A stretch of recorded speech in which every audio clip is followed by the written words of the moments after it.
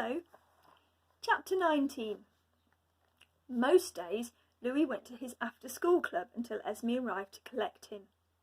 It was a club that liked parties. They'd celebrated Diwali with sweets and lanterns, and Hanukkah with games and gold and silver chocolate money, and now they were getting ready for Christmas. They were making Christmas decorations to hang on the school tree.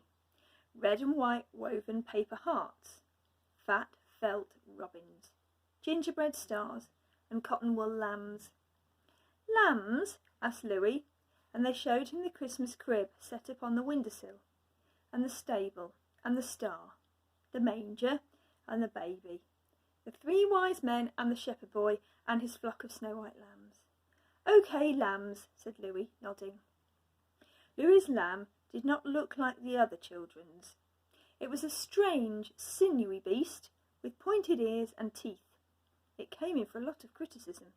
"Its tail is too long," said Lucy. "Lambs don't have spots," said Jay. "It doesn't look like a lamb at all," said Amit, which was perfectly true.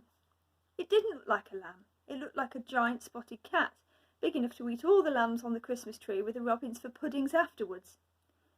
Summer, who always had dreadful colds in winter, sneezed and said it wasn't very nice. Summer's family didn't celebrate Diwali or Hanukkah or Christmas. Summer was waiting for December solstice day, when there'd be sweets and candles and a chocolate Yule log and piles of presents under a tree strung with lights. "With a picture of me on the top," said Summer proudly. "Yuck," said Amit.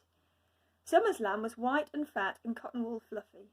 Summer poked Louis's lamb that wasn't a lamb and said it looked dirty. "He's meant to be that colour," said Louis, "and he's meant to have spots. And his tail isn't too long either." "It's a monster lamb," said Summer, and she waved her hand in the air to attract one of the after-club school supervisors and said, "Miss, look, Louis has made a monster lamb." "Perhaps you'd like to try again, Louis," said the supervisor with a kind, tired voice. Louis shook his head. "Cut off its tail," urged Amit. "You shouldn't have done teeth," said Lucy. "It could be a black lamb," suggested Jay, "if you blobbed all the spots together." "It would still be a monster, though," said Summer. "Miss, Louis is crying." Louis picked up his lamb that wasn't a lamb, grabbed his jacket from the back of his chair, shoved past Summer, dodged Amit, pushed away one supervisor, stepped over the other, who was half under a table picking up split googly eyes, made it to the door, and ran.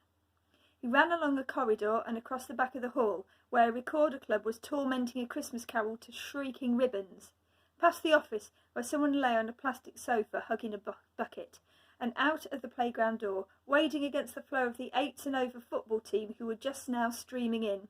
The footballers covered his tracks long enough for him to reach the gate.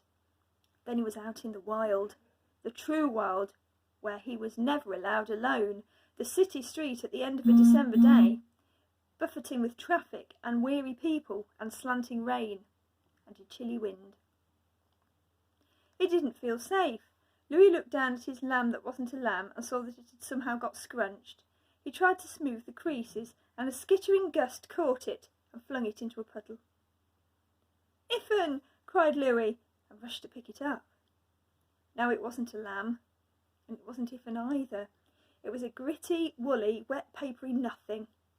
Even so, Louis couldn't quite throw it away. He didn't know what to do. He hunched his jacket tight around him and stuffed his handful of nothing in his pocket. His fingers met ivy leaves, cool and smooth. They helped Louis think. He thought, home. Which way is home? Wondered Louis, clutching his leaves, and then, like a series of stepping stones, he knew. Past the street bin where Amit got his head stuck and the fire brigade had to get him out. Past the lamp post with its horrible graffiti picture of a skull. Up to the crossing where Esme always held his arm and said, "Wait, wait for green." Louis waited for green, crossed safely to the middle, waited again, and reached the other side. The next landmark was the vet's, which was easy to spot because it had silver metal animals all along the railings: cat, rabbit, tortoise, dog, parrot. And Louis knew he was going to be all right because there was Abby's bus stop, and a minute later the cooking smell from the noodle shop. Now, just round the corner, the Ivy House waited. It was suddenly very quiet. All along the street the shadows were deep behind parked cars and walls and entrances. Curtains were closed across windows. Louis peered into the gloom. Was the Narnia lamp on? No. So no one is home, thought Louis. The door will be locked. A question repeated over and over in his head. What'll I do? What'll I do?